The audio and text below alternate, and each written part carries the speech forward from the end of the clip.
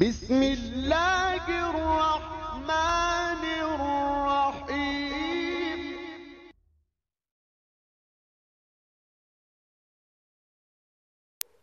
اعوذ باللہ من الشیطان الرجیم، بسم اللہ الرحمن الرحیم۔ سنریہم آیاتنا فی الآفاق وفی انفسہم، صدق اللہ العظیم۔ آج دنیا جب کرونا رو رہی ہے، کرونا کا رونا ہی ہر طرف سے پھیلا ہوا ہے، دنیا خوف زدہ ہے۔ میں تو کرونا کا شکریہ ادا کرتا ہوں۔ کرونا تیرا شکریہ، تو نے ہمیں پھر سے اللہ کی یاد دلوائی، تو نے ہمیں پھر سے پیغمبر علیہ السلام کی سنت کا پابند بنایا۔ کرونا تیرا شکریہ، تو نے ہمیں اسلام کی طرف راغب کیا، اسلامی احکامات کو نافذ کیا۔ کرونا تیرا شکریہ کہ تو نے سینما بند کروا دیے، تو نے ظلم بند کروا دیا، جوے کے اڈے بند کروا دیے، زنا کے اڈے بند کروا دیے۔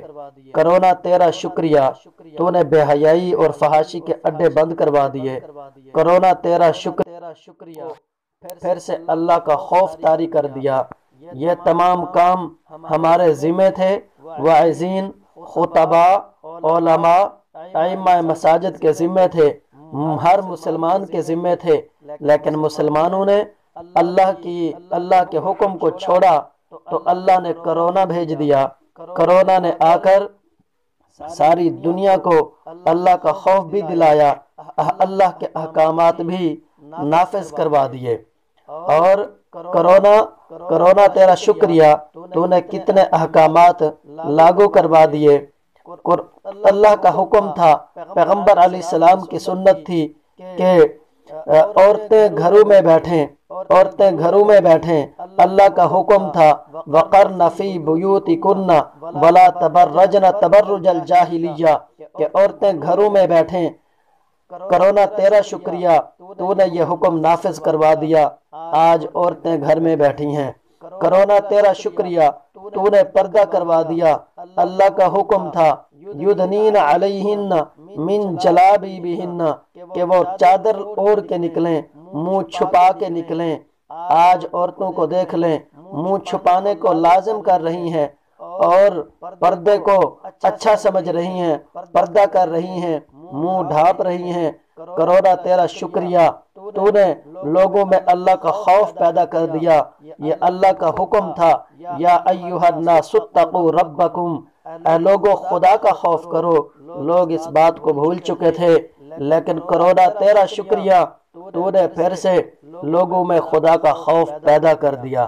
کرونا تیرا شکریہ، تو نے بار بار وضو کی طرف توجہ دلائی، وضو کروا دیا، جبکہ اللہ کا حکم تھا وَإِذَا قُمْتُمْ إِلَى الصَّلَاةِ فَاغْسِلُوا وُجُوهَكُمْ وَأَيْدِيَكُمْ إِلَى الْمَرَافِقِ۔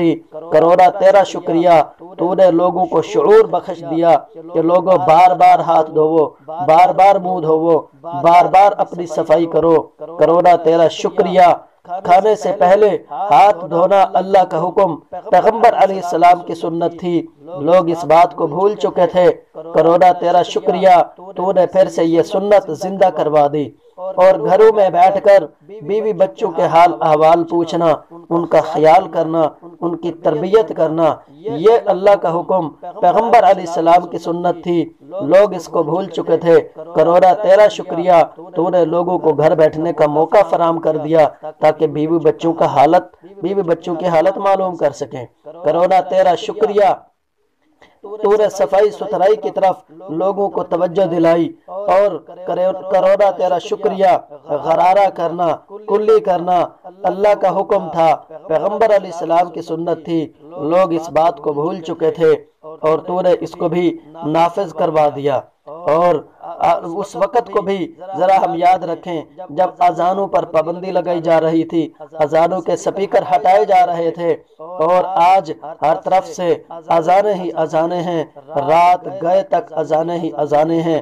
کرونا تیرا شکریہ، تو نے اللہ کے نام کو پھر سے بلند کروا دیا۔ اور ہاں ایک بات ہے جو مسلمانوں کی کمزوری مزید ظاہر ہو رہی ہے کہ مسجدیں خالی ہیں، مدارس خالی ہیں، خانقاہیں ویران ہیں، یہ کمزوری ہے ہماری۔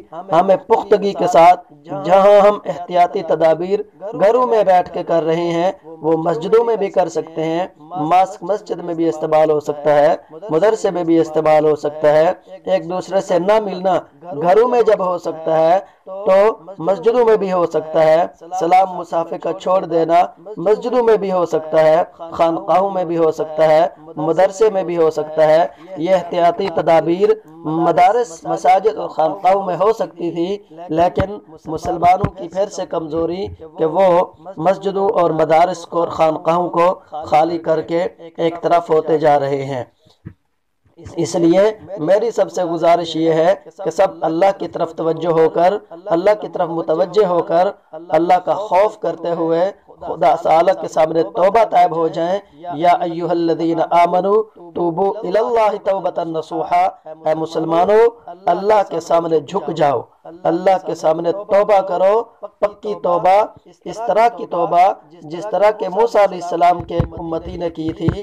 موسیٰ علیہ السلام جب لوگوں کو میدان میں اکٹھا کر کے دعا مانگ رہے تھے، اللہ ہم پر رحمت کی بارش برسا دے، اللہ کی جانب سے آواز آئی، اللہ کی جانب سے وحی آئی، موسیٰ تیرے مجمع میں ایک ایسا شخص بیٹھا ہے جو اتنے عرصے سے میری نافرمانی کرتا ہے، میری بغاوت کرتا ہے، میں اس کی وجہ سے اپنی رحمت کو روکے ہوئے ہوں۔ موسیٰ علیہ السلام نے اعلان کیا وہ بدبخت یہاں سے اٹھ جائے، نکل جائے جس کی وجہ سے ساری دنیا مر رہی ہے۔